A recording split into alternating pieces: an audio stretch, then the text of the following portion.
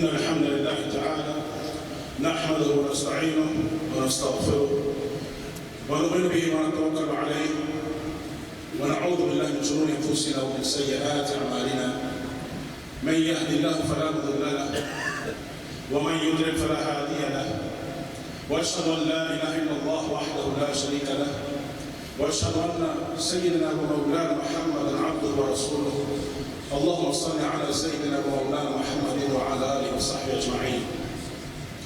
أرسله بالحق بشيرا ونذيرا بين يدي الساعة. من يطع الله ورسوله فقد رشد ومن يعص الله ورسوله فقد ضل غضب وإنه لا يضر إلا نفسه ولا يضر الله شيئا. إن خير الحديث كتاب الله وخير الهدي هدي محمد صلى الله عليه وآله وسلم وإن خير الأمور عوازمها وشر الأمور محدثاتها كل محدثة بدعة وكل بدعة ضلالة وكل ضلالة في النار. أما بعد، يقول الله عز وجل في كتاب الكريم بعد أعوذ بالله من الشيطان الرجيم: يا أيها الذين آمنوا اتقوا الله حق تقاته ولا تموتن إلا وأنتم مسلمون. يا أيها الناس اتقوا ربكم الذي خلقكم من نفس واحدة وخلق منها زوجها وبث منهما رجالا كثيرا ونساء واتقوا الله الذي تساءلون به والأرحام إن الله كان عليكم رقيبا. يا أيها الذين آمنوا اتقوا الله وقولوا قولا سديدا يصلح لكم أعمالكم ويغفر لكم ذنوبكم ومن يطع الله ورسوله فقد فاز فوزا عظيما. ثم ما بعد. Indeed, all praise is due to Allah subhanahu wa ta'ala. We praise Him and only Him. We seek His assistance, and to Him and only Him do we turn in repentance. We seek the forgiveness of Allah from the evil of ourselves and from the evil of our actions, and whomsoever Allah guides and can mislead, and whoever is led astray, there is no guide for him. And we all testify that there is none worthy of worship except for Allah subhanahu wa ta'ala.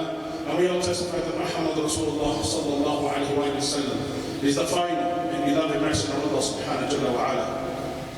My dear respected brothers and sisters in Islam, welcome to Yom Jum'ah, the best day of the week in this nice cold winter Friday. Allah subhanahu wa ta'ala is going to, inshallah, very soon bless us again with the gift of Ramadan. Allahumma barik Ramadan. May Allah subhanahu wa ta'ala allow us to experience the month of Ramadan in less than 90 days, inshallah. Today I wanted to cover a topic. And it's a topic about a prophet. And we refer to him as a prophet who's extremely patient. Whatever happened to him, he always turned back to Allah subhanahu wa ta'ala, thanking Him, praising Him, and showing his utmost patience. Utmost patience. So much so, he's one of the 25 or so messengers, the prophets of Allah subhanahu wa ta'ala, that are mentioned in the Quran. And Allah subhanahu wa ta'ala also mentions him by name in the Quran and ayats according to him. And he's one of the least talked about messengers of Allah subhanahu wa ta'ala when we speak about him. He's not one of the ulul azm. He's a regular prophet, but he's a great prophet of Allah. Great prophet of Allah.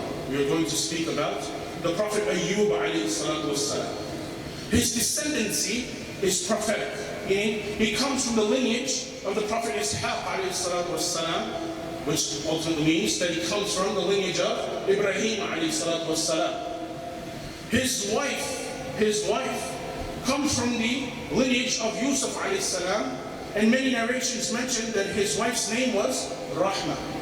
And we'll get into that a little bit of why she's referred to as Rahma and why that's important, inshallah ta'ala. And the mother of Ayub alayhi salam comes from the lineage of the great prophet Lut alayhi salam. Lut. So as you can see, the wife, the husband, Ayub alayhi salam himself, and Ayub alayhi salam's mother, they have a prophetic lineage. Prophetic lineage. Allah subhanahu wa ta'ala blessed Ayub alayhi salam with much. Great health, very fit, mashallah, tabarakallah. He had a lot of wealth. You think about wealth beyond means. We're talking about riches. Riches that Allah subhanahu wa ta'ala blessed him. A lot of land, a lot of farmland, a lot of crops, a lot of fields. When you talk about houses, he has it. You talk about gardens, he has it. You talk about children. Allah subhanahu wa ta'ala blessed him with many, many, many children. Allah blessed him with so much. Allah blessed him with so much. Allah gave him as much as he could appreciate, because one thing about Ayub alayhi salam, he was extremely patient and he's extremely grateful and thankful to Allah subhanahu wa ta'ala. He always turned back to Allah and he thanked him. He said, Alhamdulillah. Praise and thanks to Allah subhanahu wa ta'ala, kulli hal, in all conditions. So Allah sees this, that this is an extremely thankful servant of mine, an extremely thankful prophet of mine. Let me turn up the heat on him. If I were to test him, will he still follow this path? Will he still follow this line? Will he still follow this line of being thankful, constantly praising me and thanking me? And Allah tests him in different ways. Allah tests him in different ways. The first test that He sends to him is a test of his wealth. So as I said, he had a lot of wealth. So much so that you couldn't imagine how much wealth. Extremely rich. A lot of money, a lot of gold, a lot of jewelry. Allah subhanahu wa ta'ala sends test number one and takes it all the way from extremely rich to extremely poor. So poor that now he doesn't have enough money to buy food and water. So basically, regular purchases, he cannot go and feed himself, he cannot feed his family. He has a lot of children, like we said. So Allah tests him. So test number one, how does he react to this? And he says, Alhamdulillah. Allah subhanahu wa ta'ala is worthy of praise and thanks in all conditions. In all conditions, he thanks Allah subhanahu wa ta'ala. So Allah subhanahu wa ta'ala turns his heat up a little bit. Test number two. Children, as we said, he had many children. Many children. He starts to take away the children one at a time. One at a time until every single one of the children is gone. Until every single one of those children is gone. One by one, in front of his own eyes, in front of the mother's own eyes, all the children are gone. And how does he respond? Allah subhanahu wa ta'ala tells us, he says, Inna lillah wa inna ilayhi raji'un. That to these people, these children, everything in this world already belongs to Allah. They have just returned to Allah subhanahu wa ta'ala. And he says to Allah, Ya Allah, you have tested me, I accept it, and I'm going to continue. The people love Ayub alayhi salam. The people love Ayub alayhi salam. When he would be in a gathering, the people would flock to his gatherings. They wanted to be with Ayub alayhi salam at all times. When he was teaching, they wanted to listen to him. When he was giving advice, they wanted the advice of Ayub alayhi salam. So Ayub alayhi salam is extremely respected in the community. Ayub alayhi salam has a lot of respect within the community. But now, when Allah subhanahu wa ta'ala gives test number three, what happens? This test number three is with the health. And the health had two different tests with it. The first test is the outward test. And the second test is the internals. Meaning, Allah subhanahu wa ta'ala now tests him with his health, and he gives him a skin disease. Blisters everywhere. And now, so those same people that love being around Ayub alayhi salam, now they're being cautious and they want to stay away from Ayub alayhi salam because they are thinking that this disease is going to come to me as well. I don't want to contract this disease from this prophet of Allah. Then they also thought that this is a man that Allah does not love. Allah does not love because how would Allah subhanahu wa ta'ala, why would Allah subhanahu wa ta'ala test someone with such a disease? And Ayub alayhi salam said that Allah subhanahu wa ta'ala tests people with sickness as well. Outwards and inwards as well. The next test within the health is now his internal organs have stopped to work. The only things that are working properly are his mind, his heart, and his tongue. And all throughout this, he's constantly thanking Allah subhanahu wa ta'ala. Even when now he's bedridden. He cannot do much. He can't do much except for remember Allah subhanahu wa ta'ala. And he constantly remembers Allah subhanahu wa ta'ala. He constantly remembers Allah subhanahu wa ta'ala, making dhikr to Allah, thanking Allah that he gave him this life, thanking Allah subhanahu wa ta'ala that he has this second to still praise him, thanking Allah subhanahu wa ta'ala that he had this moment to thank him. Constantly returning to Allah subhanahu wa ta'ala. Allah is extremely pleased with Ayub alayhi salatu wassalam. Everyone has left to support. There's no wealth. There's no children. There's no friends. There's no neighbors. There's no followers because everybody has left him. He's all by himself. The only one that supports him is his wife, Rahma. His wife. She, alhamdulillah, comes from wealth as well. Now the wealth that she had accumulated either from before the marriage and throughout the marriage, whatever she had, she now started to spend on Ayub alayhi salam because he can't do anything on his own. So she is getting him food, and she is getting him the water, and she is getting him the medications, and she's serving him, and she's taking care of all his needs, She's serving them. Little by little, all of them, and as time goes on, the money starts to run out. The money runs out. Ayub alayhi salam and his wife now don't have anything to take care of themselves. What do? Where do we get money from? What does she do? She goes to the neighbors and she starts to come up with chores, household chores that she can do in their houses. And she goes to those houses and she performs these chores. She collects the money and she takes the money and she goes buys food, water, medication, and everything else that Ayub alayhi salam and her needs are. She fulfills those needs with us. Little by little, she does this for a few days, and then the people around them, they start to figure out that this is the wife of Ayub alayhi salam. And Ayub alayhi salam is the guy who's getting really sick and he's really bad shape. So he's got a disease. She's with him all the time. She must be a carrier. And so if she's a carrier, she might be affecting me as well. That she might be one that will come with that disease, and us in our house, our children, our family members are going to contract this disease as well. They said, I'm sorry, we don't need your help anymore. So they close their doors on the wife of Ayub alayhi salatu wasalam. So now Ayub alayhi salam is sick. His condition is worsening. They have no money. They have no money. They have no food. They have no water. They have no medication. They have nothing. Ayub alayhi salam is just laying there. And she has nothing. She's gone and she's trying her best. She asks him a question. She asks him this question. She says, how long is this going to last? How long is this going to last? Ayub alayhi salam turned red and he's extremely angry and he tells her. He tells her. He asks her a question in return. He goes, how long did Allah subhanahu wa ta'ala bless us with a goodness? How long do we have a time where we had no affliction, we had wealth, we had health, we had children, we had everything? How long do we have those years? And she says 80 years.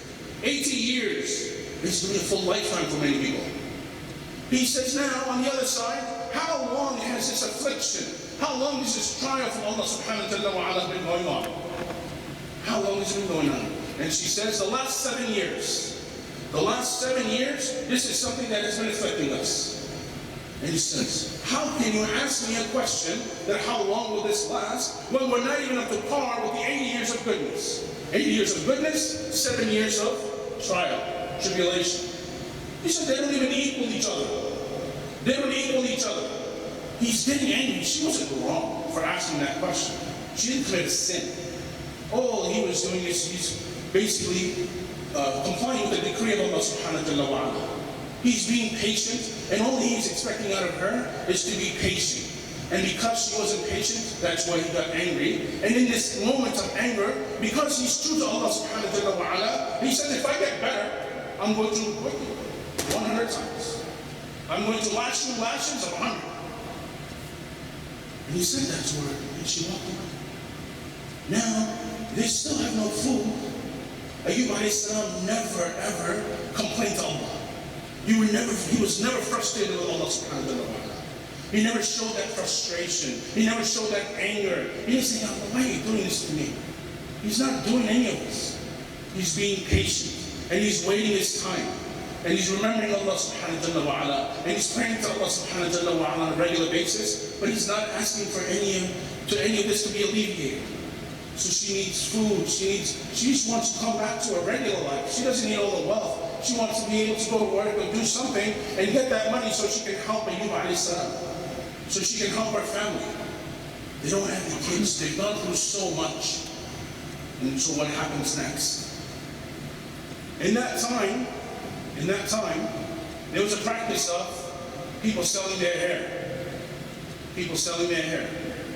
And so the wife of Ayub alayhi salam had very long black hair. Very beautiful hair, very nice hair. And so because she did not have any other way out, nobody's letting her to work. Nobody's giving her a job. And she's not going to go and beg for money. She wants to do it the right way. And what does she do? She cuts off a lock of her hair. When she cuts off this lock of hair, she goes and she sells it to a friend. And when she sells it to a friend, she receives some monies. From that money, again, supporting herself and her husband. Food, water, medication, the bare necessities. Taking care of the bare necessities and nothing more. Nothing more. After a few days, this money runs out again. And Ayub alayhi salam, when he sees her get this money and as it's going through, he asks her, where are you getting this money from? You are complaining that no one is giving you any money. No one is giving you any money. No one is giving you any work. No one is allowing you to do anything. Where are you getting this money? She didn't want to lie. And she didn't want to tell Ayub alayhi salam the truth because he was going to get extremely angry. Just for asking a question, he was so angry, he wants to whip her 100 times. Can you imagine what he would do if she's dead that I sold my hair? And so she says, I just did some chores and did some work on the side and I was able to collect some money. And so she goes, now she's in that same predicament. Guess what she does now? Now she shaves her entire head. She takes all of her hair and she sells all of her hair to support her family. To support her family. To support the Prophet of Allah subhanahu wa ta'ala. To support herself in her house. Basic food, water, medication, basic necessities of a family, of a person, of a couple that was going to be fulfilled. She had her head covered. Her head is covered and she comes in. And now Ayub alayhi salam knows something's up. Like, where is she getting this money from? What is she doing? How is this happening? Ayub alayhi salam asks her, she prods her to answer. Where are you getting this money from? She doesn't answer right away. And he goes, you said you had no job. There's no one hiring you. No one is giving you the money. How is this money coming to you? How is this money coming to you? And then she puts the scarf down, and he sees her shaved head. At that point in time, he calls to Allah. And Allah subhanahu wa ta'ala records this conversation, this dua, immortalized in the Quran. وَأَيُّوبَ إِذْ نَادَى رَبَّهُ أَنِّي مَسَّنِيَ الضُّرُّ وَأَنْتَ أَرْحَمُ الرَّاحِمِينَ. Allah subhanahu wa ta'ala tells us that Ayub alayhi salam called out to us, and he says, Ya Rabb, oh my Lord, we have an affliction, we have adversity that has touched us. We have adversity that has touched us. وَأَنِّي مَسَّنِيَ الضُّرُّ وَأَنْتَ أَرْحَمُ الرَّاحِمِينَ. And you, Ya Rabb, Arham al-Rahimin, the most merciful amongst the ones that are merciful. You are the most merciful, Ya Rabb. And what he's asking for at this point in time is, Ya Rabb, cure me. Because he knew that this wasn't just affecting him, it's affecting people around him as well. So he asked Allah subhanahu wa ta'ala to cure him at this point in time after so much suffering amongst the family. Between the family, from losing their wealth, from their children, to their health, to their stealth, to their status. People don't want to associate with them. Everything is gone. And he makes this dua to Allah subhanahu wa ta'ala. And Allah subhanahu wa ta'ala starts to cure him. And Allah subhanahu wa ta'ala answers him. In another surah, in another ayat, he says, mention the story. وَاذْكُرْ عَبْدَنَا أَيُّوبَ. Mention the story of Ayub alayhi salatu wassalam. إذ نادى ربه أني مسني الشيطان بنصب وعذاب. That he says that the shaitan has touched me.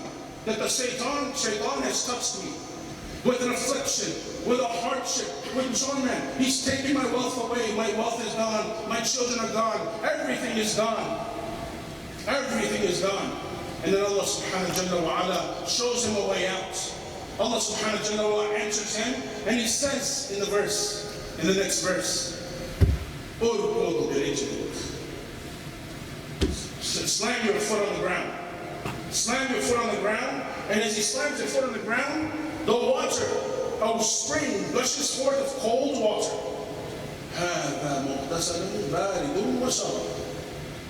That Allah subhanahu wa ta'ala allows a spring to gush forth of water, cold water, very cold water. You know, when we want water, we don't want warm water. That doesn't refresh people.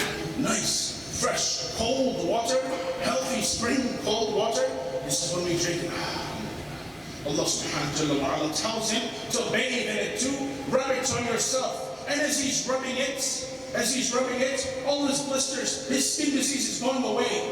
His skin disease starts to go away. Allah subhanahu wa ta'ala sends him instantaneous cure. And then he takes the water and he starts to drink it. And as the organs were destroyed before, they were in a bad place, they started to get cured as well. They get better. And when they get better, it was better than it was before. And as he's sitting there, and this is Islam, if you've ever heard the stories of the fountain of youth, this is what they refer to. This water that Allah subhanahu wa ta'ala sends. But they don't understand, the people who lack understanding don't understand that the fountain of youth was just to restore, but until ultimately the end is still there, and you're going to return to Allah subhanahu wa ta'ala. That you're always going to return to Allah subhanahu wa ta'ala. This is the norm of this life. This is the code of this life. Everyone who comes must go. When Ayub alayhi salam now refreshed, he looks young, fresh. His wife comes in, she goes, have you seen the righteous servant of Allah subhanahu wa ta'ala? And Ayub alayhi salam is saying, it's me. It's me, Ayub. She goes, as you can imagine, she shaved her head off. She's constantly struggling. This man could not move a few seconds ago. Now he's saying that I'm refreshed, I'm walking, and he looks like he's his old young self. He goes, Allah subhanahu wa ta'ala has given my health back. Allah subhanahu wa ta'ala has given me my health back. I'm back, I'm fit, I'm strong, I'm ready. And when she sees this, she goes, SubhanAllah. The mercy of Allah subhanahu wa ta'ala for the people who are patient. That's the mercy of Allah. وَوَهَبْنَا لَهُ أَهْلَهُ وَمِثْلَهُمْ مَعَهُمْ رَحْمَةً مِنَّا وَذِكْرَى لِأُولِي الْأَلْبَابِ. Allah subhanahu wa ta'ala describes this family. Not only did he return the health of Ayub alayhi salam back, he returned his wife to regular. His children, more than double than before. More than before. His wealth. Everything Allah subhanahu wa ta'ala has restored for Ayub alayhi salam for being extremely patient. For being extremely patient. This, my brothers and sisters in Islam, this is the reward for those people who are constantly patient with Allah subhanahu wa ta'ala. If you are patient with your struggles, Allah will provide for you, Allah will give you. You have to show that patience. You have to show that patience. So Allah returns all of this back. So Ayub alayhi salatu wassalam, he's one day, this is a hadith in Sahih Bukhari. One day he was showering, he's bathing, his clothes are off, and Allah subhanahu wa ta'ala sends him gifts from Jannah, from paradise, of golden locusts. And when he sees these are coming from paradise, Allah subhanahu wa ta'ala is giving him these beautiful golden locusts, and he's gathering them. And Allah says to him, yeah, we're going to take care of you. Why are you collecting them? He says, Ya Rabbi, this is a gift. This is your mercy from paradise, from Jannah. How can I leave this alone? And he picks these things up.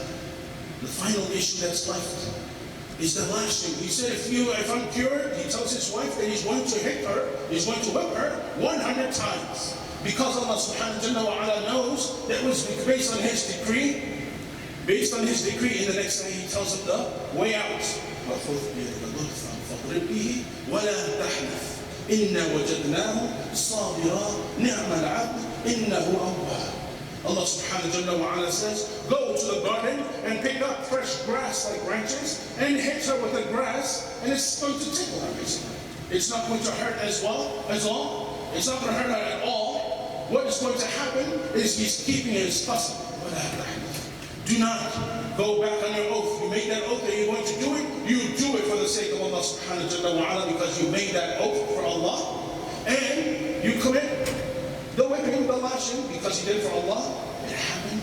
It was grass, and all it does is things. Doesn't hurt. You ever have grass? You ever throw in grass in your brother's face, your sister's face when you were younger, you would play around in the garden? That's exactly what they did. SubhanAllah. This is Allah subhanahu wa ta'ala's patient person. The patient Prophet of Allah subhanahu wa ta'ala.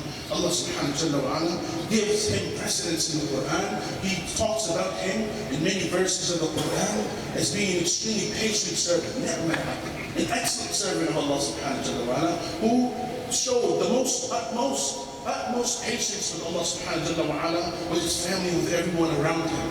Allah subhanahu wa ta'ala says that he was always coming back to Allah. Always coming back, turning to Allah, being thankful, being grateful to Allah subhanahu wa ta'ala.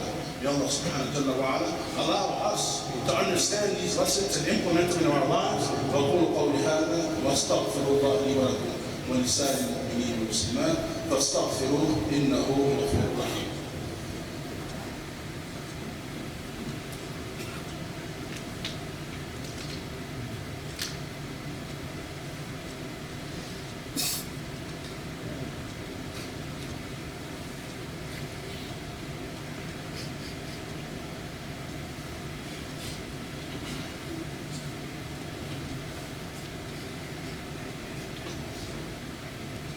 بسم الله الرحمن الرحيم.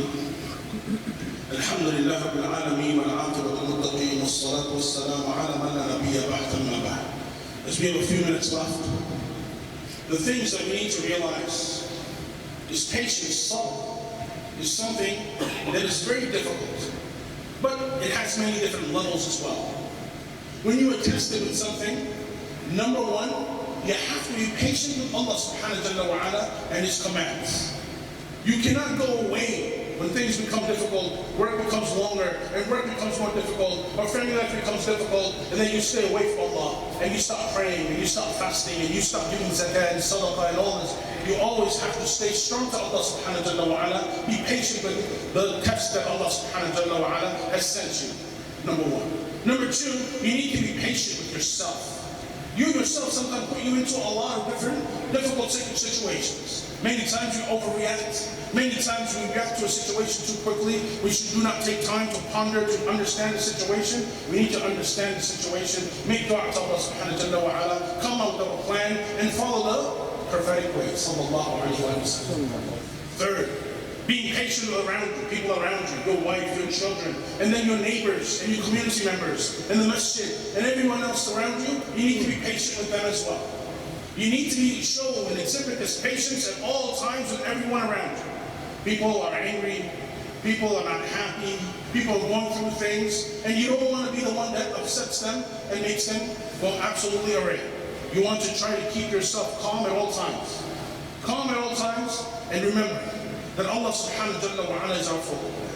The only reason we have been sent on this planet, on this earth, is to worship Allah subhanahu wa ta'ala. There will be an angel that will come to us, and they will strip us of our souls and leave our body without any motion, without any senses, and this body is going to be thrown in a ditch, and that soul is going to go. And you have to decide, where is this soul going to go? Is this soul going to go to that beautiful place, or is it going to go to the place of destruction? And it's not for a time being, it may be forever. So when you want to go to paradise, you want to go to Jannah, then your actions have to be in line with Jannah. Your actions have to be in line with Jannah. We always lose things. You lose some wealth, be patient. You lose children, you lose family members, be patient. Inshallah, Allah subhanahu wa ta'ala very quickly, inshallah, will reunite us with our family members that have gone away from us. May Allah subhanahu wa ta'ala reunite all of us, inshallah. Then, you have to be patient with the people around you. It's just the fact of life. This world is a world of interaction. Whether you're an employee, whether you're the boss, whether you're a husband, whether you're the father, you're the son, your brother, whatever your situation is, you have to stay cool, calm at all times. Like Ayub alayhi salam. Ayub alayhi salam, extremely patient, and Allah mentions him. And Allah mentions these great prophets and messengers, and He mentions all these other people as well. This is the final point. I took a few ayats and I gave you an entire story of a great prophet of Allah. Every ayat of the Quran has a story behind it. Our problem is that we're so far away that we don't understand not only the ayat, or we don't even understand the actual story behind the ayat. How can we all say that we're Muslim and that we're very strong Muslim? And we argue about the littlest of things. If you were to read the Quran from cover to cover and try to understand every single ayah of the Quran, you'll see how much richness there is. And when you see this and you start to study this and when you start to witness this in your life, you'll know that there's no reason to argue. There's no reason to argue. This is not issues of fiqh. This is not issues of madhab. This is not issues of anything. The issues are all made up in our minds. It's all made up in our minds. Every one of us has different understanding. Everyone has different levels of intellect. So we associate ourselves with certain groups. We do this, so that group. We do this, do that group. We do this, do that group. That's what we want to stay away from. And alhamdulillah, being in Masjid Manhattan, we stay away from groups. Everyone is welcome, alhamdulillah. I wanted to just mention this in closing. Alhamdulillah, I've been working here for 20 years. 20 years almost. And I still remember my first time entering into Masjid Manhattan when we used to be on Warren Street. When we were there, I walked in, I was shaking, giving the khutbah. First time in my life I ever heard an English khutbah. First time in my life, I always heard in other languages. Every language except for English. And I thought he was doing something wrong. And at that point in time, I just went to him and I said, what's up? He said, the khutbah should be in the understanding of the people's language. From that point, wallahi, 360 in my own land. That was the beginning of my understanding and my learning and my studying. I'll study with this man. May Allah subhanahu wa ta'ala bless him. In this dunya and the akhirah. And join us together in Yawm al-Qiyamah with our beloved Prophet Muhammad sallallahu alaihi wasallam. Make dua, my brothers and my sisters. Make dua for all our brothers and sisters that are suffering all over. We make dua for all our brothers and sisters to have that same understanding of the religion, the deen. This is extremely important here for Islam. Everybody has money. The Arabs, before the Prophet ﷺ, they had money, they had everything, but they did not have religion. The religion is what set them apart. Don't forget this. Don't forget relationships. Please understand this. People, my brothers and sisters in Syria, in Pakistan, in Bangladesh, in India, these countries, all of these Muslim countries, back and forth, all of Iran, they don't care if it's Shia or not. Iraq, they don't care. Nobody cares. It's Muslim, destroy them. That's the plan. Please keep them in your dua. May Allah subhanahu wa ta'ala very soon gather us together. May Allah subhanahu wa ta'ala grant us victory. May Allah subhanahu wa ta'ala allow us all to gather in the highest level of Jannah for those Prophet Muhammad sallallahu alayhi wa sallam. اللهم اعز الاسلام والمسلمين اللهم انصر الاسلام والمسلمين والمسلمين اللهم اغفر للمؤمنين والمؤمنين والمؤمنات اللهم اغفر للمؤمنين والمؤمنات والمسلمين والمسلمات الاحياء منهم والاموات اللهم انك عفو تحب العفو فاعف عنا اللهم اغفر بحلالك الحرام وباطلك بفضلك عمن سواك اللهم انا نعوذ بك من الهم والحزن والعجز والكسل والبخل والجبن وضل العين وغلبة الرجال اللهم ارنا الحق حقا وارزقنا اتباعه وارنا الباطل باطلا وارزقنا اجتنابه اللهم اجعل الاسلام اللهم ثبتنا على الاسلام اللهم نور قلوبنا بنور الايمان اللهم اتنا في الدنيا حسنه وفي الاخره حسنه وقنا عذاب النار اللهم ظلمنا انفسنا وان لم تغفر لنا وترحمنا لنكونن من الخاسرين اللهم اغفر لنا ولاخواننا الذين يسبقون بالايمان ولا تجعل في قلوبنا غلا للذين امنوا ربنا انك رؤوف رحيم اللهم لا تجعلنا من القوم الظالمين اللهم لا تجعلنا في قتل القوم الظالمين اللهم هب لنا من ازواجنا وذرياتنا قرة اعين واجعلنا للمتقين اماما اللهم تقبل منا انك انت السميع العليم سبحان ربك رب العزه عما يصفون وسلام على المرسلين والحمد لله رب العالمين. أقم الصلاة.